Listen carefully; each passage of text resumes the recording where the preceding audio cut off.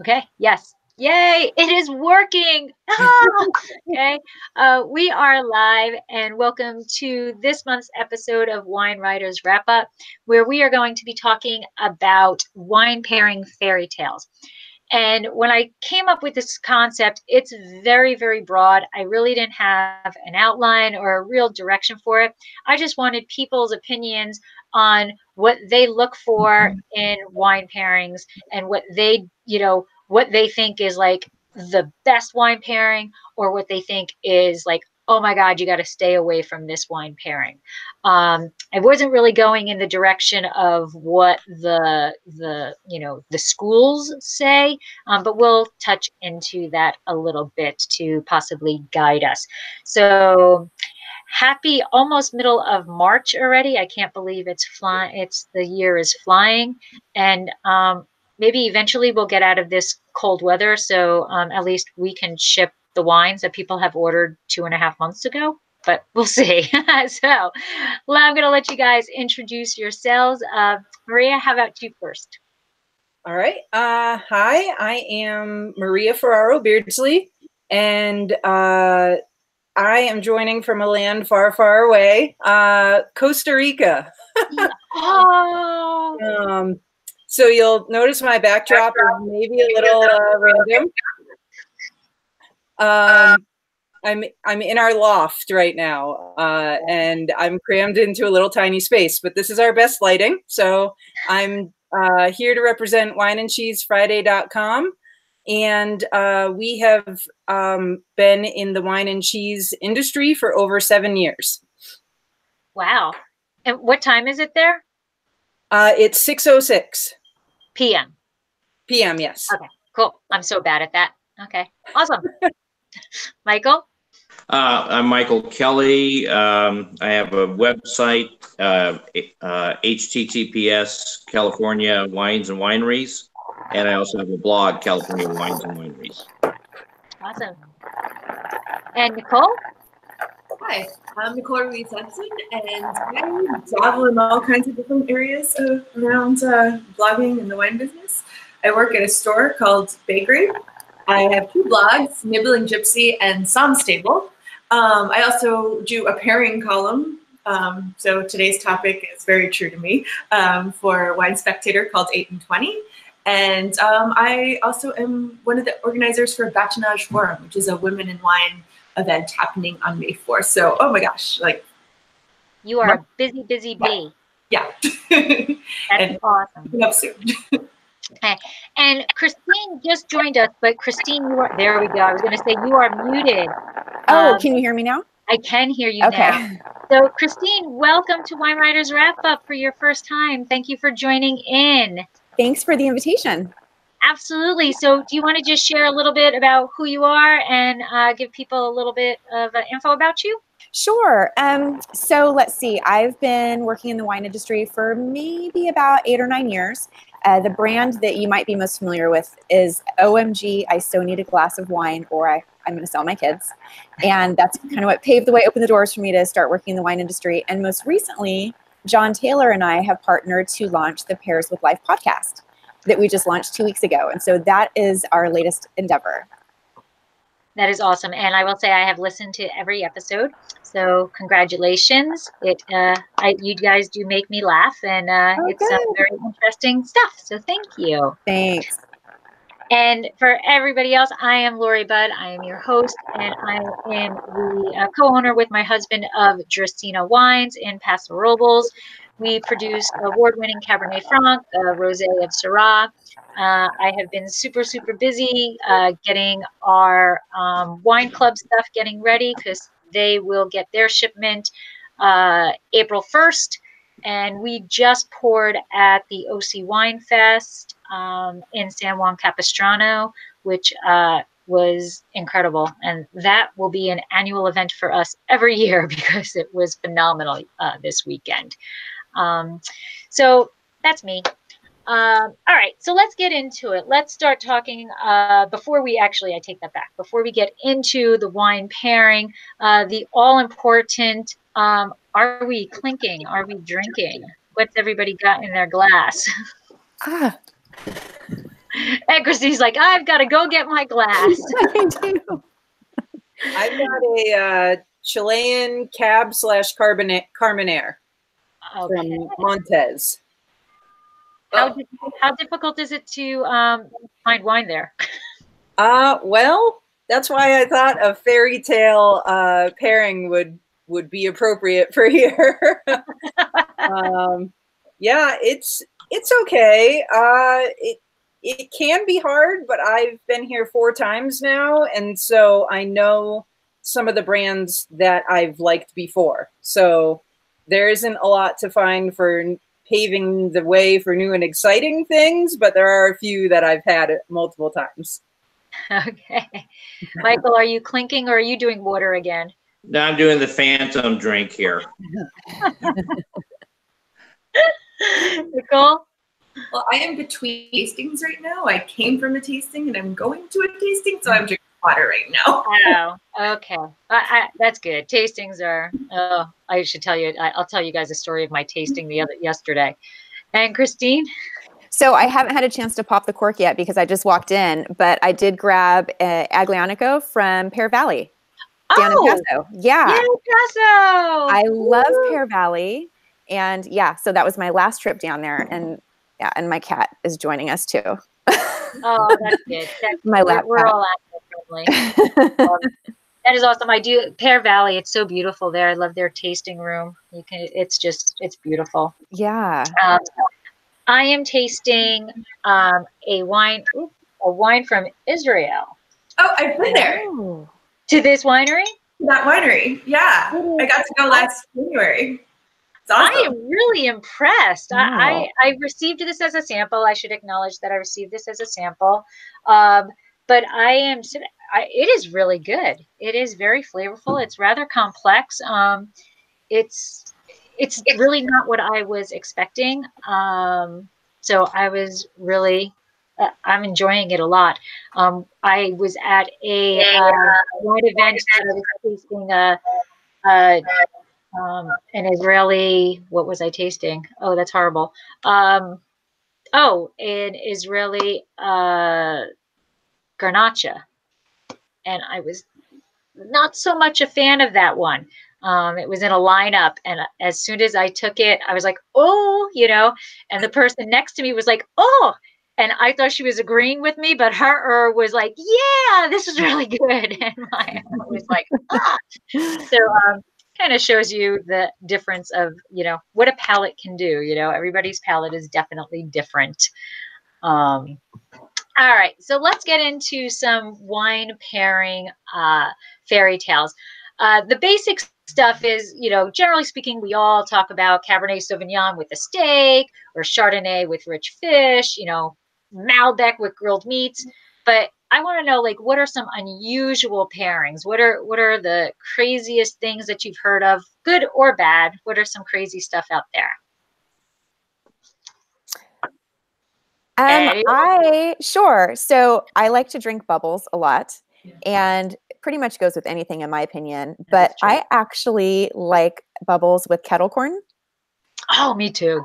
Okay. Yeah. I mean, I don't know if it's really a weird thing, but it goes together really. Any kind of popcorn, actually, but like the sweet savory, I think it goes really well together. And then Sauv Blanc. What's that? Sorry, potato chips too with bubbly. I was just going to say potato chips with goat cheese and Sauv Blanc, but yeah, also with bubbles too. Yeah. Yeah. I think maybe a year, 2 years ago, I think people would say that was a crazy pairing, bubbles and kettle corn. But somewhere along the last couple of years, it has become the pairing. Talk about fairy tale happy endings, like that. That. Well, who doesn't love bubbles and who doesn't love kettle corn? So. Yeah, I've heard a lot about popcorn pairings, but I don't think I've ever done them. I eat popcorn, but I don't ever have wine then. Really? You should try it.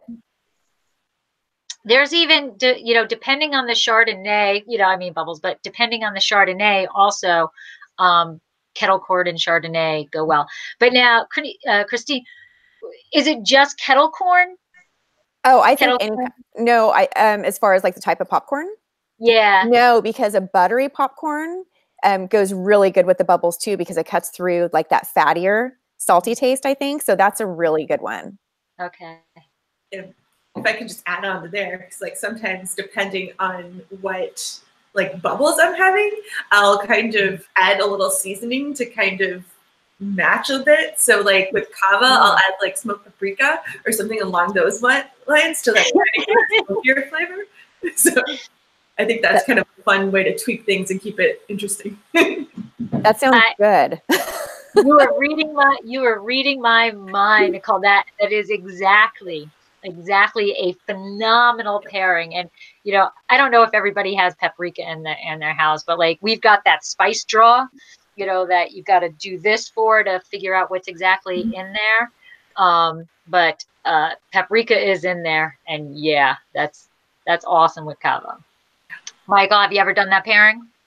Not champagne. We on occasion will do some Cabernets or Chardonnays with regular popcorn. Cabernet. Okay. Yeah, we've done lots of Cabernet with popcorn. See, now that's one I haven't done. I haven't done Cabernet and popcorn. Just plain old like Orville Redenbacher popcorn, like flavor. Yeah, just plain regular popcorn. Okay. And typically, that's when my wife will say, "Hey, I want to get some popcorn for watching a movie or something." I said, "Sure." Well, as I have the dogs on my lap, so she goes up and she opens a $200 bottle of Cabernet with popcorn. I love those high points. Yeah, she's over the stove with the old Jiffy Pop. Yeah, microwave. Nicole, you guys are younger, but you guys know Jiffy Pop? Of course. Okay. Oh yeah, I grew up on it. Yeah. Okay. I mean, you are younger, so I'll take it. I'll totally take that. But yeah. But it is. Christine, you're always saying John says he's always the oldest man in whatever room he's in. I'm sure he knows Jiffy Pop. No, I grew up with it too. We had, and it was always such a treat when we could do the Jiffy Pop over the stove ourselves. And it's like the not even with the gas range, cooking Jiffy Pop over an electric range. Anyway, but yeah, that's something about that burnt popcorn smell. I like it. Yeah.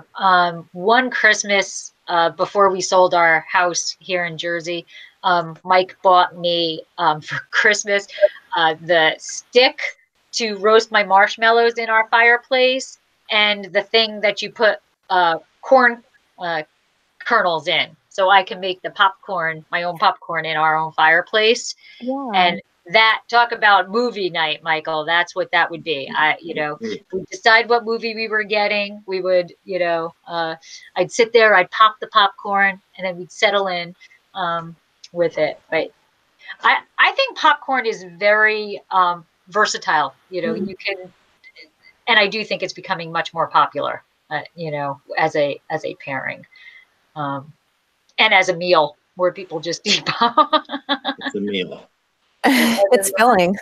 But Michael, I probably wouldn't pair a $200 Cabernet. I wouldn't, but my wife doesn't.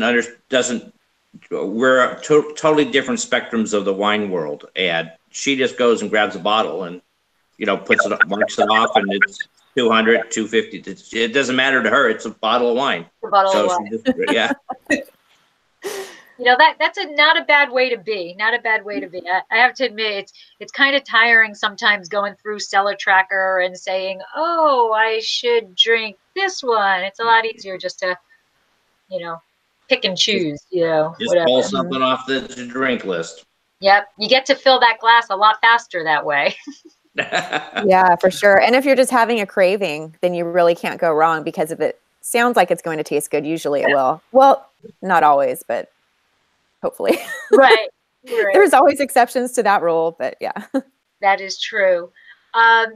So what, I actually heard this the other day, and I don't know where I heard it, so I can't give credit to it, so I apologize. But, there's the basic stuff of you know, what to serve with high acid food, what to serve with salty food. But somebody was mentioning, think about the weight of the food and the weight of the wine. You know, what do we think about that as a rule of pairing? I actually use that one a lot when I'm coming up with my pairings, because sometimes I think it's often overlooked, and sometimes, you know, if you pick something that's way too weighty, it'll just overwhelm the food. Whereas like something that's medium bodied to light bodied actually kind of will tend to work pretty. I think those are actually a little bit more versatile. So I actually think unless you're having like something really meaty where you think you can't go really all that wrong, it's actually easier to skew like lower in weight, like medium to light bodied, to get a better pairing, my personal opinion. So you're saying heavy food with heavy wine. With a heavy wine, but you can skew to a medium wine? Yeah, correct. Okay. Michael, Christine, have you heard that concept before? It makes sense to me. Yeah, now that it's explained out, I haven't heard it actually worded that way, weighted, but I'm also not a somm. Yeah, I have never heard that, and I'm just kind of reminiscing through all the different, you know, we go through probably 8 of these things, food pairing. I mean, I shouldn't say 8. I go through about 15 pairings a month, food and wine pairings, and it just doesn't. I have to think it through, and I guess it sort of goes that way, I would say. Yeah. I think, Maria, we were talking about, I had heard, instead of pairing specific things, think about the weight of the food versus the weight of the wine. So okay. That's what we're talking about. Sorry, lost my connection there. Yeah, it might be a little tough in Costa Rica, right? Yeah. I think it's a nice rule. I haven't really thought about it that way, but you know, you guys who know me, I don't eat like normal people eat. So, you know, what am I going to pair with my Clif Bar tonight? You know, that would actually be an interesting post, Lori. Maybe I should do that, right? They have the Girl Scout cookie thing. Yep. I just did that post. Did you? I did. I just did a post on Girl Scout cookies. It was fun. It was really fun. I mean, I wish I could take my camera and turn it around, except you would see what a disaster everything is back there. But at this very moment, I've got 6 cases, 12 packs of different Clif Bars. So I personally say all the time that I should be their spokesperson, but they keep ignoring me on that. I don't know why. Well, I mean, I think with the idea of the Girl Scout cookie pairings, they probably would follow the same idea as the Clif Bars, because like there's like a peanut butter Clif Bar and like the chocolate chip Clif Bar and all of that. So I mean, you'd probably be able to line it up pretty closely. Yeah, probably true. Yeah. We should collaborate, Nicole. Yeah, I actually think that'd be fun. Yeah, it would be. I mean, and now they've got the salt and savory line of Clif Bars. So they've really expanded what I can pair my wine with. I actually did a live streaming video with, I don't know if you know Rachel Thralls. She's a sommelier, and Tia Butts. Okay, and Tia Butts, she has a PR firm here in Napa. And we did a live stream on a wine show a few years ago, and it was wine pairings with Girl Scout cookies. But we had all the cookies out, and we had so many bottles of wine, and we probably did 12 or 15 different varietals. I mean, we had a different varietal for each wine. It was fun, and we all Ubered home. But all the way to the bubbles, you know, and like different types. So we did Prosecco and some Brut, and, you know, really kind of got specific with it. And then I think we may have even brought out some Mother's cookies, you know, the little frosting ones with the sprinkles. Yeah. Oh my gosh. Yeah. So it was fun. So I would be super interested if you two collaborated and did something with the Clif Bars or things. It's completely relevant. Yeah. You know, I think it'd be fun. All right, Nicole, we have a job to do. We have a job to do. I will watch. Is your post live, Nicole? I didn't see it. It was, it was a couple weeks ago. So it's on SomStable. Oh, okay. Okay. Because I get the notifications that you do a new post, but I've kind of been running around like a chicken without my head. So, but I'll look it up but I don't actually eat. I only eat 2 Girl Scout cookies. I eat the chocolate mint, the chocolate mint ones, and then I also eat. I think the tag-along, is that what they're called? The peanut butter. With the chocolate. Yeah. Those are. I don't like the sandwich peanut butter ones, but the chocolate peanut butter ones I do. In fact, my Starbucks drink is it's a thin mint Starbucks drink. It's green tea frappuccino with peppermint pumps and Java chips. So that sounds so good. It's really good. It's really good. Gosh. I'm on such a limited diet for health reasons, and I'm just like, I need to do some type of a pairing that can show that this wine pairs with your misery and tears. That sounds like a good blog post or a right? This is like an awesome podcast. At least you guys can actually be in the presence of a Girl Scout cookie. They don't do that here. So no. I'm like, oh yeah, Girl Scout cookies. Oh, I love them. Oh, okay, close my ears.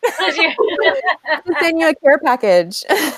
Yeah, we'll get a GoFund going for you, so you can ship you a case of Girl Scout cookies. Yeah, hey, I would totally be on board with that. All right. So another kind of general rule is this one I thought was kind of funny how they worded it. Unoaked white with anything you can squeeze a lemon on. Oh, cut out just a little bit. Could you repeat that? Oh, they worded it as unoaked white with anything you squeeze a lemon on. See, I would guess that you'd go like Sauv Blanc or some sort of citrus acidic wine if you're putting lemon on something. I wouldn't. I don't know, but I can't say I've tried squeezing a lemon on things and then having Chardonnay. Right. Well, they're saying an unoaked one, so either an unoaked Chardonnay or a Sauvignon Blanc. I get that. Not so much a Chenin Blanc. I don't see a Chenin Blanc there, but but to your point, I kind of think of anything high acid kind of in the same way. And when I occasionally teach pairing classes, and I will often say to think of like a lighter white, or actually just like anything with acidity that it will act like that squeeze of lemon that sort of just like heightens the flavors and brings out flavors in food. So I kind of think of it in that way too. And it also refreshes the palate. So like, yeah, which sort of allows you to keep on going and eating more. Right, because we all need more all the time. Right. I found, Christine, you were mentioning bubbles. I found that bubbles really cleanse the palate a lot too. Absolutely. Yeah. I think that's why sparkling has become, that's one of the reasons why sparkling has become stepped over that hurdle of special occasion wine. Because I mean, is there anything really that it doesn't pair with? Like, you know, that That's you're true. like, oh my God, this is the worst thing ever on the face of the earth. Like, where, you know, I've had wines where I'm like, whoa, that's not, I'm thinking of something as I'm speaking about it. But what would you say, Christine? What would you say you would not pair sparkling with? Oh, chocolate? Yeah. Yeah. But that's okay because chocolate goes with everything else. So see, we don't even need wine for chocolate, right? Right. See, I actually disagree. Oh, really? Yeah, I actually think that chocolate and wine gets overhyped, or like people like, or at least, I don't know, like it doesn't necessarily go with every red wine the way like people tend. Oh, I agree with you. Yeah, I totally agree with you. Agree. Mm-hmm. But yeah, but then again, then I've tried some like actually really surprising chocolate pairings that then kind of make me eat my own words and like, oh, this is amazing. Like I went to a winemaker lunch a few years ago for Arnaldo Capri, so Sagrantino, and one of their aged wines with a chocolate cake. And at least it was a bitter chocolate cake, but I really would not have thought that would have gone. And it was kind of magic. So that was a surprise pairing for me. Well, one of the pairings that we recommend with our Cabernet Franc is actually a chocolate pairing, but it's a raspberry chocolate torte. So it's a bitter chocolate, but the raspberry in the chocolate really pulls out that flavor in the Cabernet Franc. Mm-hmm. But I'm going back to the sparkling. Like I think that people think luxury and luxury, you know, so like chocolate and sparkling, chocolate and champagne. But when you eat that chocolate and you take that sparkling, that chocolate becomes a whole, you know, unless I'm sure there's people who know exactly what type of chocolate to pair with it, but there's something that it does to the chocolate. It becomes, in my opinion, like mealy, like chalky. Right. Yeah. Tries it out. Yeah. Yeah. But I'm sure there's chocolates out there that can go with it. But generally speaking, you know, Maria, that sparkling really does cleanse your palate on everything and just allow you to want more food, more everything. Yeah, and I did a wine pairing with sparkling wines with Chris from Wine 101 Hamden back in the fall, and we did 4 different types of sparkling. We did Lambrusco, a California sparkling, a Prosecco, and and a Cava, and I mean, it was just magic. Like all of them, like cleansed your palate when you had it with the cheese. And I mean, we all know that's where I am, wine and cheese. But, but yeah, I mean, the cleansing with the bubbles was just like magic. It was like, okay, now I'm gonna try the next cheese, or now I can go back to tasting the wine and then switch to a different cheese and do this. I mean, it was like the magic eraser or something. Now I want to eat and drink all the things. Yeah. I know. Yeah. That's the danger of episodes like this. You get all hungry and thirsty. Yes. All right. And then so I have one thing just to add to that. I just can't imagine doing champagne or bubbles with a barbecued, a nice ribeye barbecued or tri-tip. Really? I don't know. I don't eat that. I knew. Yeah. I don't. I could sort of see it with fish or maybe a little chicken, but I just couldn't see it with a heavy barbecued. It's too powerful. The food is too powerful. Yeah. That would be an interesting experiment to try out. I would be on board with that. Barbecue is delicious, so I would give it a try. Yeah. All right. Well, if the weather's starting to happen, so we'll fire up the barbecue here pretty quick. Yeah. Oh, good. Like maybe like a rosé in a heavier style. Yeah.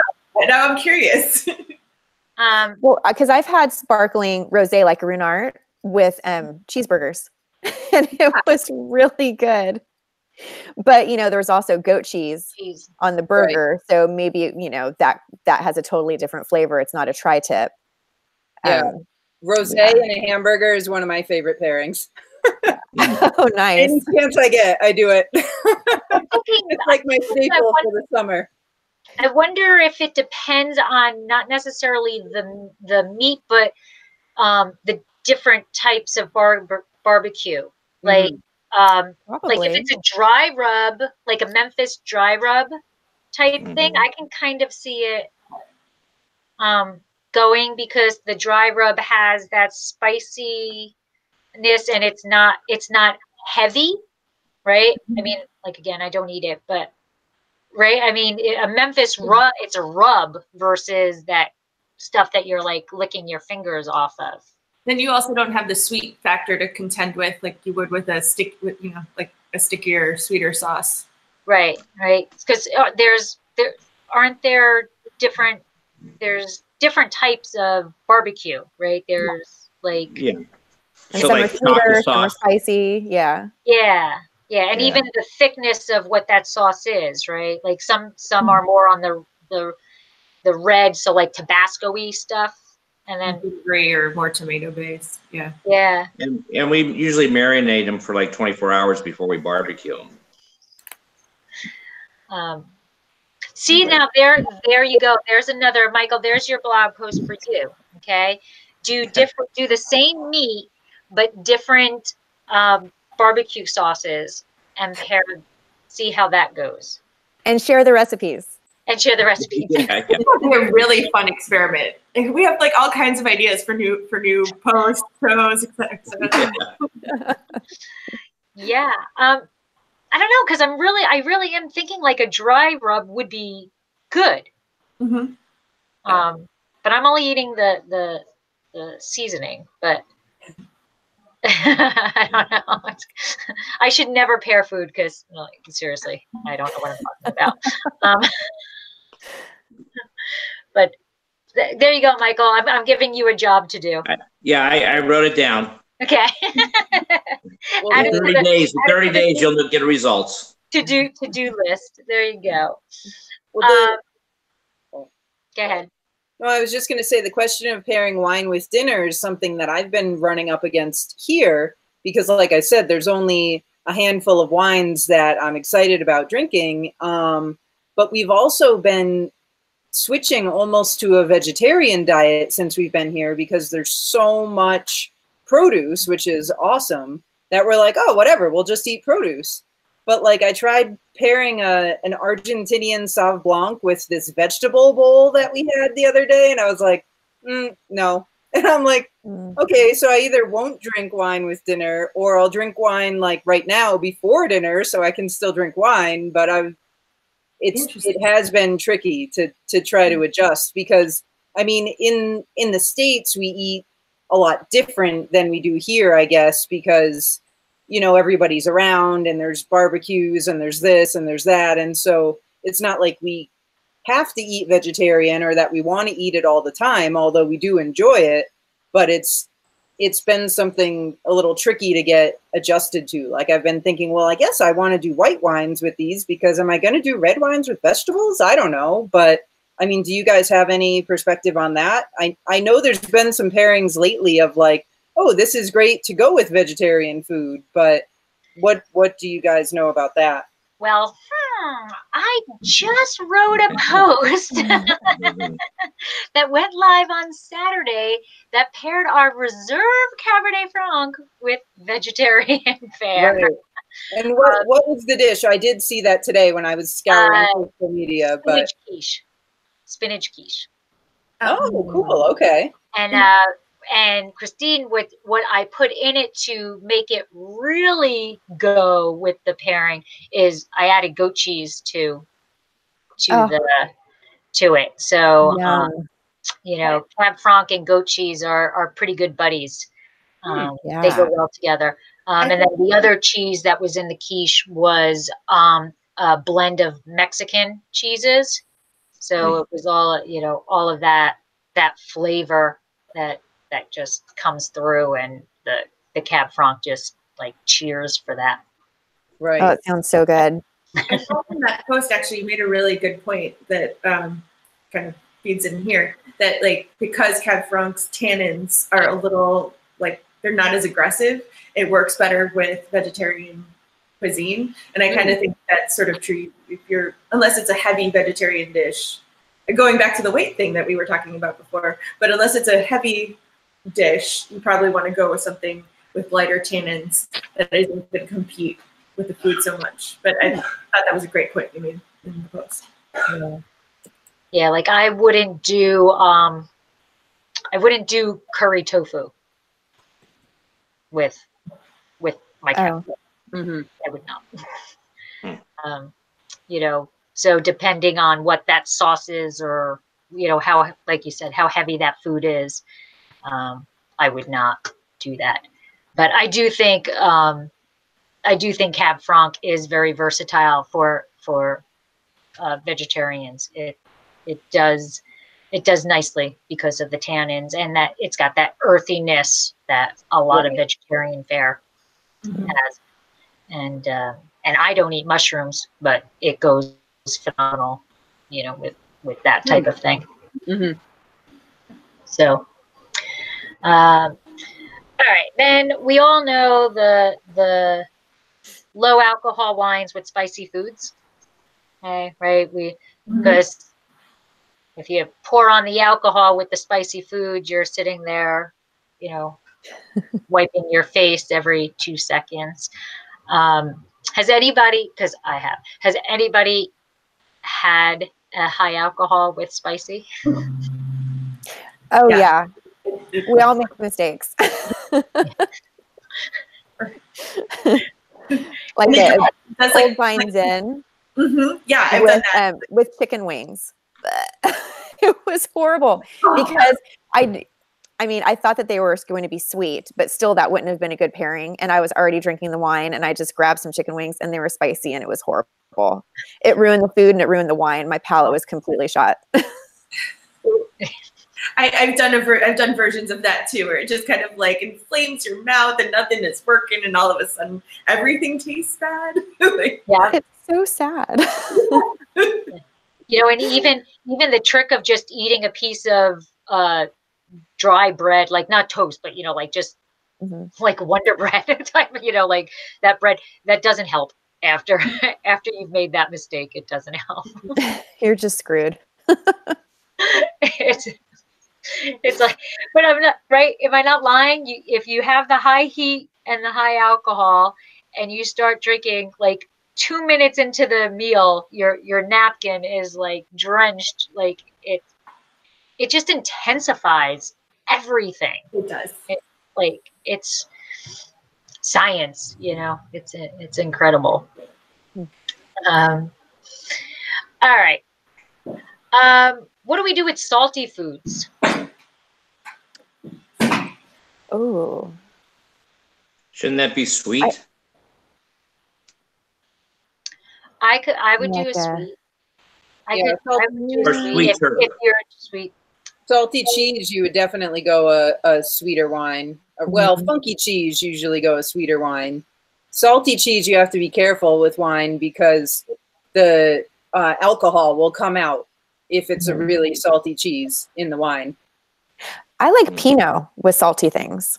I think I was specifically thinking of salty cheese, like blue cheese.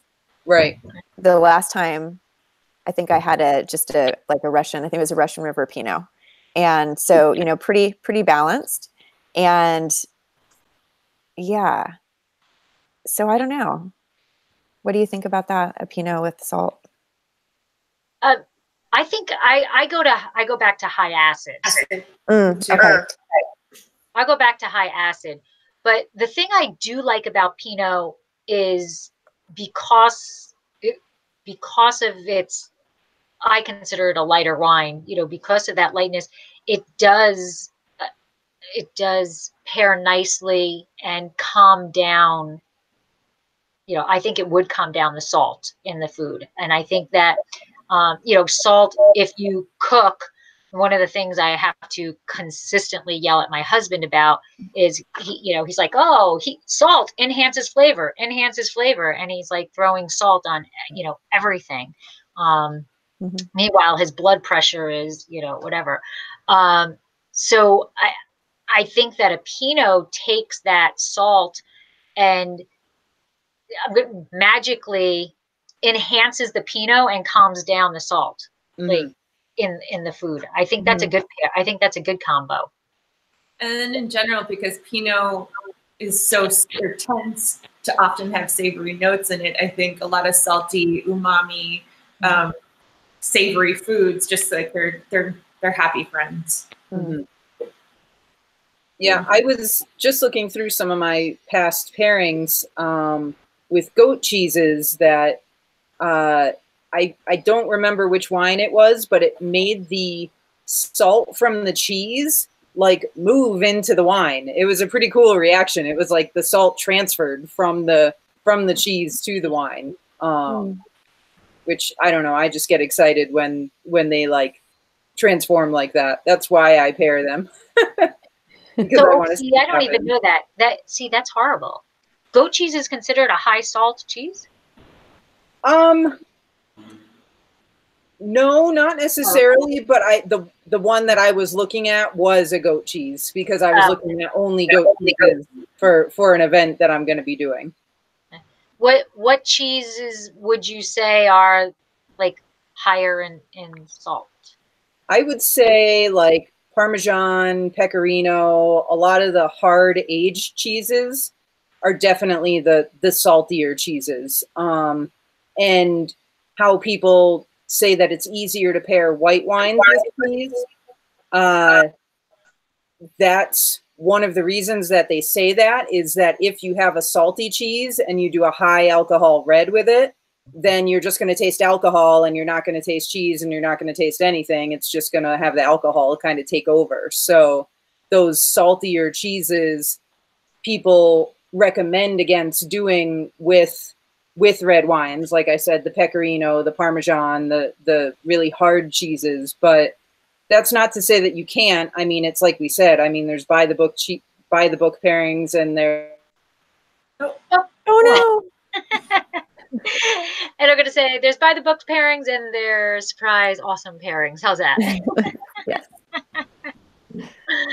All right. So yeah, because salt definitely enhances that alcohol. You know, it increases the alcohol effect. All right. Sweet foods. Sweet foods. Riesling. For me. Sure. You either, for sweet foods are tricky. So like whenever I do a pairing that has a sweet component, I feel like there's an extra consideration that you have to contend with. And Riesling tends to be the safest, or anything that has an off-dry Riesling tends to be very friendly. And then, or if it's something that needs a red wine, then you ideally look for something with a lot of fruit to it. Right. I will share, Mike loves to remind me of this story. We were in Napa, and I don't remember what winery it was, but they poured an orange Moscato for us. And I tasted it and I was like, oh my God, this is really good. Now I will preface it that it was like 6 o'clock in the evening, you know, and we had started wine tasting at 10. So even the tasting, you know, I do spit, but whatever. I thought it was really good. And I forced him to buy this bottle of orange Moscato. I'm like, no, this is awesome. This is awesome. I don't eat dessert, like ever. Like it is like a bad word to me, dessert. You know, he makes me a birthday cake and then he yells at me that I have to take a bite of my birthday cake. So he's standing in the winery and he's like, when are you going to drink this? I'm like, oh, we'll do it. Don't worry about it. Like 10 years later, it's in the cellar. Like, you know, I'm like, we'll pour it over ice cream. We'll do whatever. We never have ice cream in our house. We never have anything of that, you know. So sweet wines is really a tough one for me. Well, and sorry, when I said, I should have said off dry, because you know, sweet is hard to pair, but something that's a little off dry will sometimes will work well with sweetness in food. The rule of thumb is that you would like your wine to be sweeter than your food. Right. But now, with that being said, I have become a Golden Bordeaux like fiend. Like I am more than happy to sit down with, when I'm getting ready to go to bed and have a nice little glass of Golden Bordeaux. Like Sauternes has like become my final evening decompression, But so how about sweet pairings? Any best sweet pairings you guys have had? Like a sweet wine with a sweet. I think the best sweet wine with a sweet I ever had was with Dolce. Oh. Dolce with a peach tartlet. And that was super amazing. Was that at a restaurant, or did you make that? Somebody made it? Oh, I didn't make it. But yeah, no. I cannot bake to save my life. No, it was a wine dinner that I was hosting for a children's home that I was on the board of at the time. And so Nickel and Nickel was my sponsoring vintner. So yeah, so Bruce Morris came from Nickel and Nickel and brought, so they paired their wines with each course. And I had a private chef come in and she cooked the tartlet to pair with the Dolce, which is really cool. So yeah, but it was great. And I wasn't sure. I was hesitant because I was expecting a much sweeter tartlet, but going to your point, Nicole, that you want the wine to be sweeter than the food. And that was a perfect example because there isn't anything much sweeter than Dolce. It could have been a disaster. I was going to ask, did you taste the tartlet, taste the wine? Like, did you see how it combined, or did you just dive right in? Oh God, it's a great question. I'm sure I was drinking the wine before the tartlet because by then it was already the final course. And I had already tasted some in the kitchen before we were served, I'm sure. So, but I do remember I did go back and forth, with a couple bites and a sip, bites and sip. But definitely they enhance the flavors of each other. I mean, Dolce is such a big sweet wine, but it seemed like it brought out more of the peach in the tartlet and not so much the sugar, but more of the citrus. Oh, nice. Yeah. Nice. I always like to pair a sweet wine with a blue cheese. I find that always works well together. Blue cheese can be funky and people don't want to go near it and it looks gross and whatever, but love it. Bring it my way. Bring it, yeah, exactly. Or to me, because I'll happily eat it. With the sweet wine, they typically go really well together. The sweet balances the funkiness and it just works really well.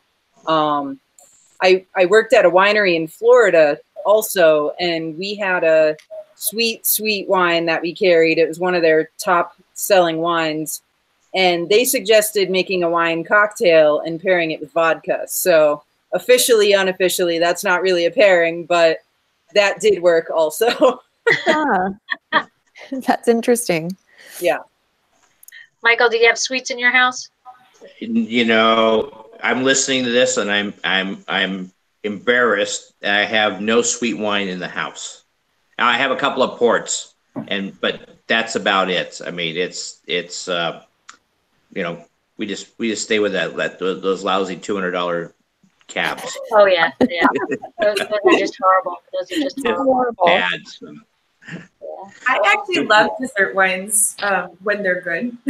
So I like to play with sweets with sweet pairings quite a bit. So but there's a dessert that I find pretty versatile. Nigella Lawson has this clementine cake that is delicious on its own, and then I find it tends to go really well with a lot of different desserts. So dessert wines. So like the Sauterne, the sweeter end of Riesling. I did one of the more obscure things. It was a Maculan and Chini Nobile from the Veneto, which is kind of like a Vinsanto. And that was phenomenal. So I like that one because the cake isn't that sweet, and you can it leaves room to play quite a bit.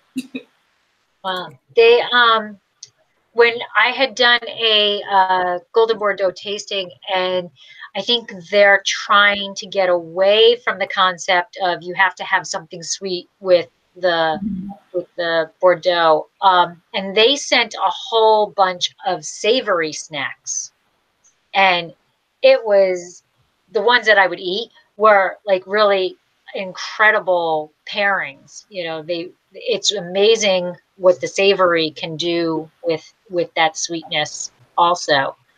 What snacks did they send? Out of curiosity.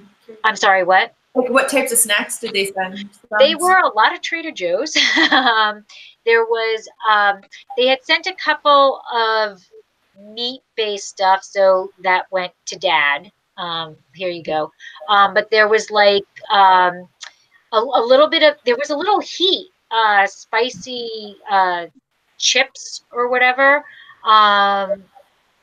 There was sweet potato chips, which really went well. There were regular chips, like tortilla chips that had some savory seasonings on them and stuff.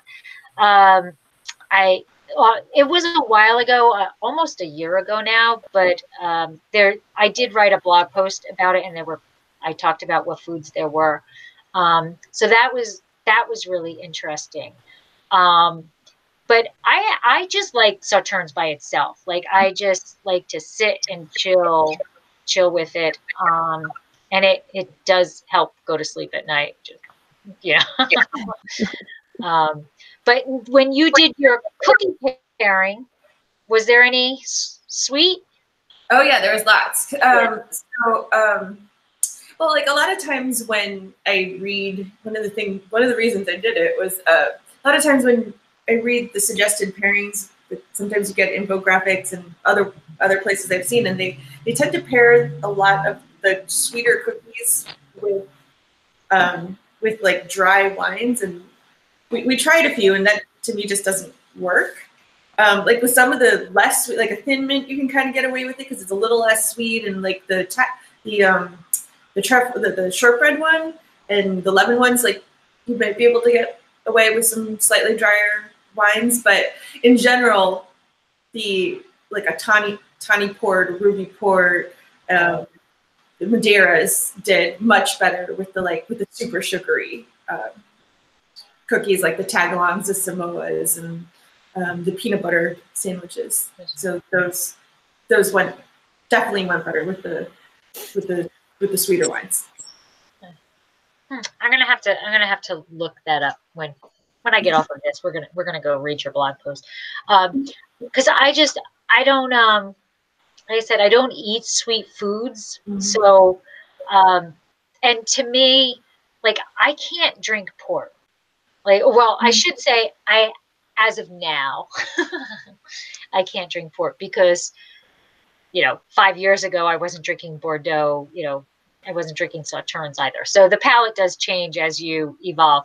But port, there's just something about port. It always burns. It burns me going, and I just don't like that. But on the same respect, I don't like, or I consider it the same. I don't even know if it's the same level. Like, I don't like the dark stouts of beers. I don't, that whole, I equivalent that to that same feeling I get. I just don't like that sensation, I guess.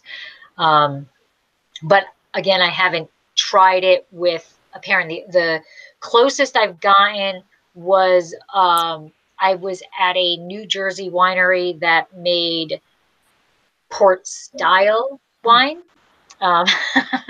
And they brought out, we were doing a tasting for a press event, and they introduced me to a Tim Tam Slam. I love a Tim Tam Slam. Oh my hell. That was like, I will drink this all day long if you do it that way. Do you guys know what a Tim Tam Slam is? No. I don't. I used to bartend. Why don't I know what this is? Oh, go ahead, Nicole. You can explain it.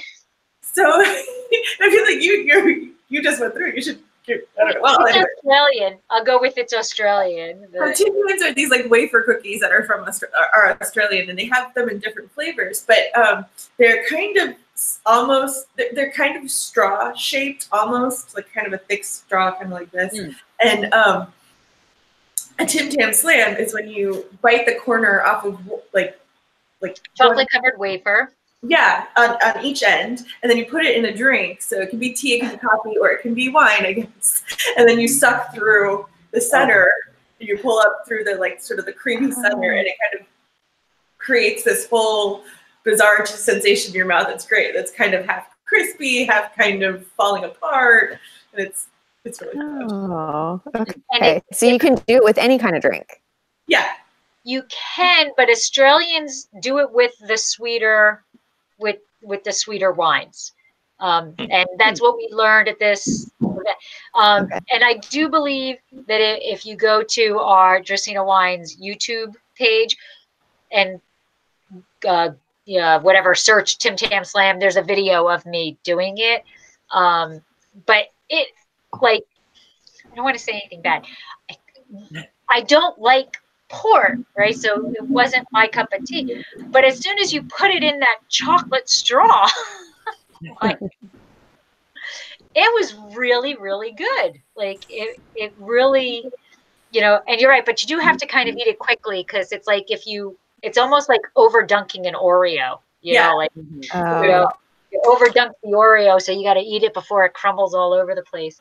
But yeah, so Google Tim Tam Slam. There, it's a good way to drink port, but it takes it's fun. That's all I can say. That's all I can say. Yes. So, all right. The last one we're gonna do is because we are almost out of time. Is high fat foods.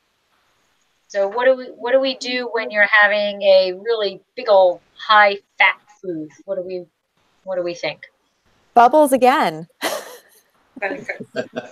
Yeah. It does cut through it really nicely. Yeah.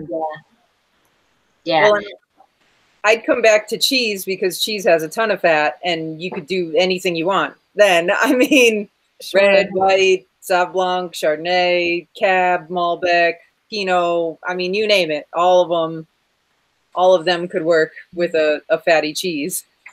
And we've said this already a couple of times before, but again, high acid wines kind of just, again, do the same thing we're talking about with the bubbles. They just really cut through really nicely. Right. On the palate.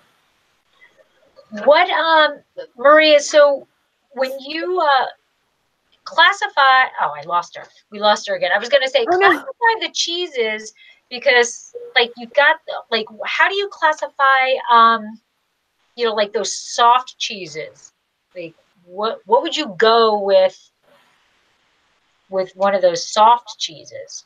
Like, what goes with a brie? What goes with the... Well, I think there's such a... Oh, I'm so sorry. I didn't mean to talk over you. No, I just was continuing, like those ones that you need a spoon for. Yeah. Well, I think in a lot of those soft cheeses too, some of them have she's back. She's back. There. I was asking like those cheeses that you need a spoon for. Right. What are we going with that?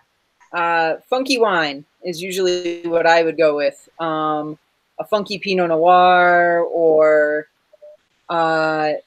usually those types of cheeses are really funky. I mean, they are soft, but the ones that I've had, I always describe as barnyard.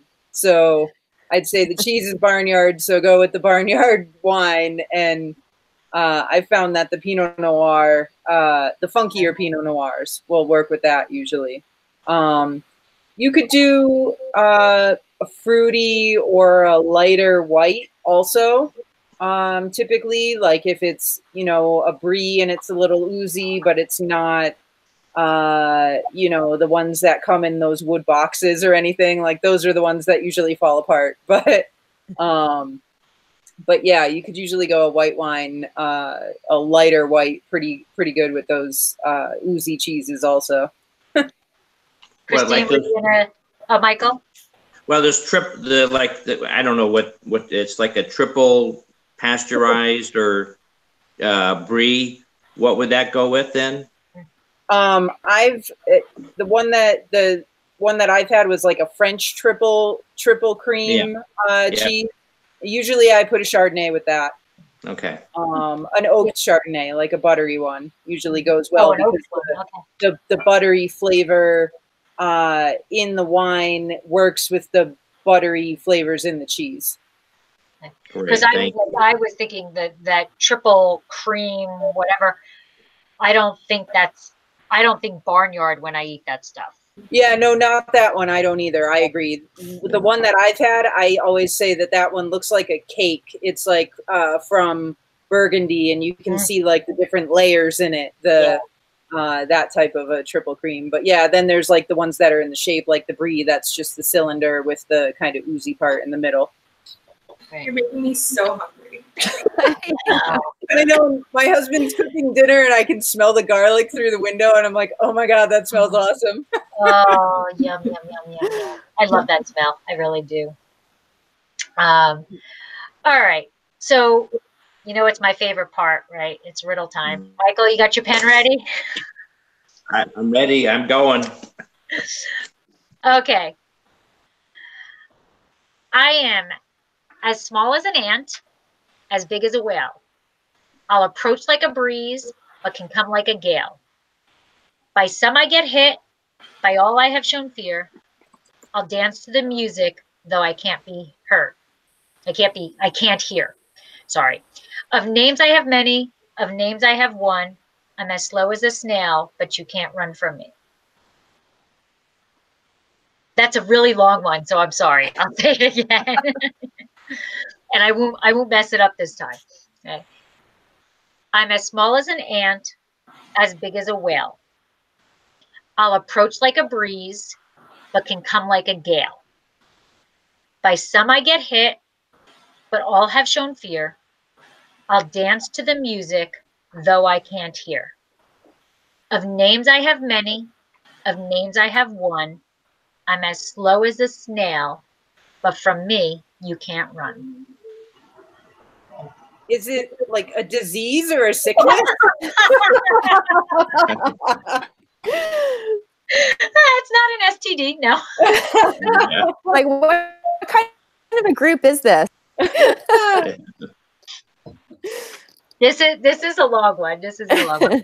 And normally, so like Michael Nicole, I try to like give hints after I read it the second time by saying where I pause at certain spots. Yeah. I'm not really sure where to pause for for this one, but I'm not gonna lie, I kind of got this one when I read it. So yeah, I'll just okay.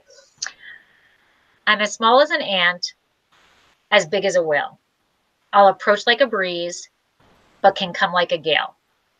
By some I get hit, by all but all have shown fear. I'll dance to the music, though I can't hear. Of names I have many, of names I have one. As slow as a snail, but you can't from me run. I think that last line is where I would pause, but it's the end. You can't run. It's hard to say like death, but What did you say? it's a death, but that doesn't sound. Well, kind of. Do do do. Yeah. Death is a what? Do do do do do do do. Starts with an S. Oh, Do do do do do. a song? No. The song of death. What? Let's see. What dances with you and you can't shake? You can't get rid of, but matters by time of day. Matters much. I am so stumped by this. Yeah, this is a good one. Thanks. Oh, your shadow. Yay! Oh, Shadow. bravo. Well done. Your shadow. Huh. Very good. Yep. Shadow. Very cool. All right. That's really good. Welcome to the world of Wine Writers Wrap Up. I spend hours looking for riddles, Christina. Do you really? I need this. I have not been the same. I developed Lyme disease a couple months ago, and my memory, I'm totally fine. But the treatment, the antibiotics totally fried my brain, I swear. So I've been trying to pick up crossword puzzles and doing things that are getting me sharp, trying to get me sharp again. It's really annoying. So I should start doing riddles. Yes, and you should just keep coming back every month to Wine Writers Wrap Up because we always end with a riddle. How fun. Okay, I'll be here. If you need it, Mike also had Lyme disease. Okay. Mike had it years ago, and it was a disaster. It was a nightmare trying to diagnose it and everything. So, but yes. So we are at the point where you guys get your wrap up time, where you get to tell everybody, where they can find you, whatever you're dealing with at the moment, whatever you want them to know. So we're going to go right to left this time. So Nicole, you are first this time. Okay, so lots of places. On Instagram, Nibbling Gypsy and The Psalms Table. Also the respective blogs, 8 and 20 on Wine Spectator, and then Bachanage Forum, which is a women in wine forum happening in Napa Valley on May 4th, and tickets are on sale. Oh. Yeah. And I'm going to interrupt before we go to Michael. Is this something that potentially we can work together to bring down to Paso, Nicole? That's an interesting conversation that we'll have to as we're eating Girl Scout cookies and drinking wine, we can talk about that. Yeah. Okay. Cool. Michael. Let's see. I'm still feeling the effects of my last blog that are not blog story I put out on the philosophical presuppositions, and people are. I've stumped a lot of people. It was kind of like a riddle, maybe. I don't know. It stumped a lot of people. So still working on that, and I've got several stories in the works. And now I have a new one on grilling food and barbecuing food. So there you go. I expect to see that quickly. You do turn around your articles very fast, Michael, so I expect to see that within the next couple of weeks. Yeah. Okay, ma'am. Yes, thank you. Maria? You can find me on Twitter and Instagram at Wine Cheese Fry, Facebook Wine and Cheese Friday, and our website is wineandcheesefriday.com.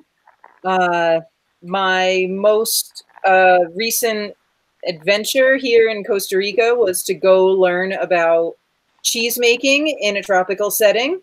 And that'll be our next entry. And I'm really excited about it because I never really had put together why cheese making in a tropical setting would be any different than in Europe or something like that. So it was a really cool thing to learn about. Awesome. I look forward to reading. Yeah. And Christine. You can find me on Instagram at OMG Wine and also Pairs with Life. You can also find me on Facebook at OMG Wine. Try to keep it simple. And our podcast Facebook page is the Pairs with Life podcast. And our podcast website is pairswithlife.net. And we're on all the places where our episodes stream on all of the major streaming networks. Awesome. Yeah. And I will say, give them a listen because they will make you laugh while you're learning, and it's pretty cool. Thank you. You're welcome.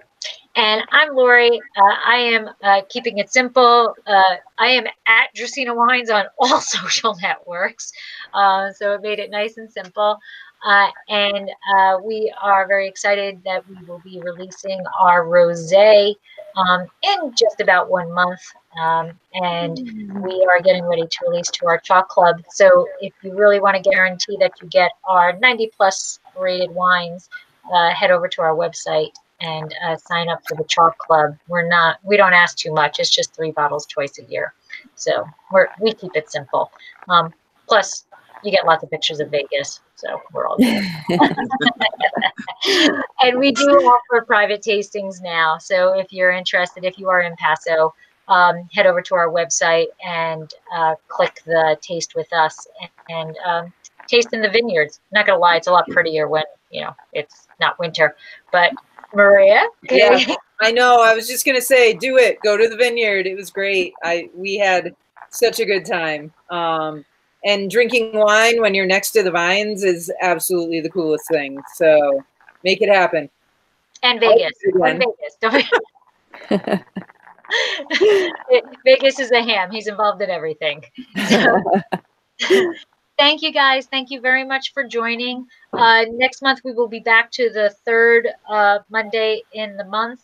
And again, I'm unprepared because my brain is scattered. But I don't know what the topic is going to be. I'll come up with something, but it'll be the third month of Monday again. And I hope you all can join. And thank you very much for spending your Monday evening with me. So, plancha. Cheers.